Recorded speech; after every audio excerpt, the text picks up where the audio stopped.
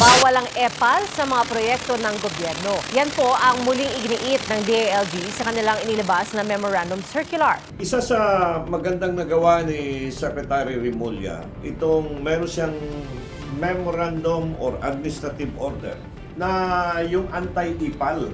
Ano ba yung anti-IPAL? Politiko. Mas malaki pa yung pangalan nila sa pangalan ng school. Project by Congressman XXX. Tapos, para makita ang pangalan nila pag panahon sa eleksyon, makita agad. Kawawa na kandidato, from the beginning, sa propaganda, patalo na dati. So, ang ginawa ni Secretary John Vic Remulla, binawal ito.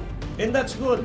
Dito sa lungsod ng Davao, talagang hindi na ito ginagawa. Long time ago, I've been with the Dutertes for 30 years. Ayaw ni President Rudy at sa kanyang mga anak na nakalagay parati, nakalagay yung mga pangalan nila sa mga projects. Kaya makikita mo, nagpapatid ng bigas during calamities, yung lungsod ng Davao sa mga provinces and cities. Nakalagay doon, from the people of Davao, and you are not forgotten.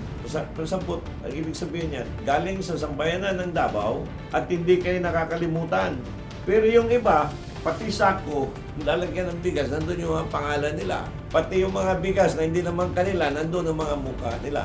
Kaya tama itong ginawa ni Secretary John Vic Remulla. This will give equal opportunities to all.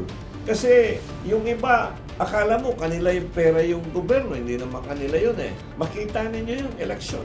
Pero ng taong bayan yan. Now, in this circular under DILG Memorandum Circular number 2026-006, all provincial, city, municipal, and barangay official, including DILG, pati sa kanyang opisina, regional and field offices and attached agencies are required to ensure that no public official name, photo, logo, mukha ng politiko, pangalan, litrato, logo, yung seal, initial, color, motif, slogan, or any identifying symbol of person, project, signages, markers, tarpaulins, and similar materials funded by the public money.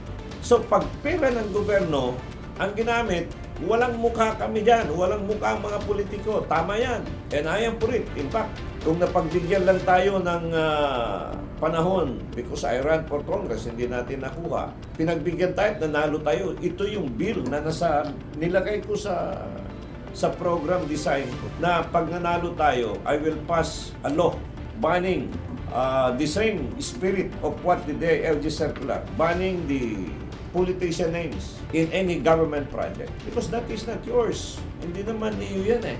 Now, the circular cites the 1987 Constitution principle that public office is a public trust. The Code of Conduct and Ethical Standard for Public Officials and Employees and Commission on Audit rules that classify such personalized displays as unnecessary expenses.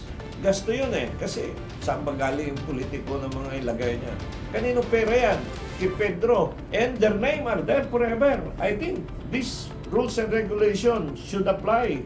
So I hope the Department of Education, Secretary Angara, will also follow suit by requiring to erase all the names of politicians in the schools. I think this is a good circular made by Secretary John Vic Remulla, and I would like to congratulate John Vic. Public funds are for public service, not for personal. Kasi when are we going to start this? Yung perception at mapapasok sa isip ng mga kabataan will be there forever pag nakikita, ganun na yun, ganun. But if you start fundamentally right from the beginning to show to the public that public funds is for public purposes, not for personal, that is a good start. And here you will see the delineation between private events, property, private use versus public property. So, pag pumasok ka sa governance, wala ka, ibig sabihin you are governed by ethical standard of public law. Kung ayaw mong ganon, huwag kang pumasok sa politika. That is why the same, the difference between private and public corporation, sinasabi ko ito, is in private corporation, profit, negosyo, ganansya. Pero pag sa public office ka, service. Parang public office and private person. Pareho lang din ito. Pag nasa government ka, tabla lahat. Pag dito ka naman sa Private, you can do whatever you want as long as you follow the law because that is your personal. Wala namang kasali ng government. So, this is a good start. Sundin po natin yung anti-ipal dito sa lungsod ng Davao. Long time ago, ginagawa na ito ng mga Duterte. Wala kang makitang pangalan sa mga Duterte sa government projects. Hanggat sa muli, this is Councilor Danny Dayang Hirang. Ang ganda ng Pilipinas, mahalin po natin ito. Sundin po natin yung mga nasa batas so that everybody will follow regardless of power, regardless of position. God bless Philippines. See you next time. Bye-bye for now. A political analyst, Danny Dayang Hirang, shares his commentaries and analysis on the latest issues.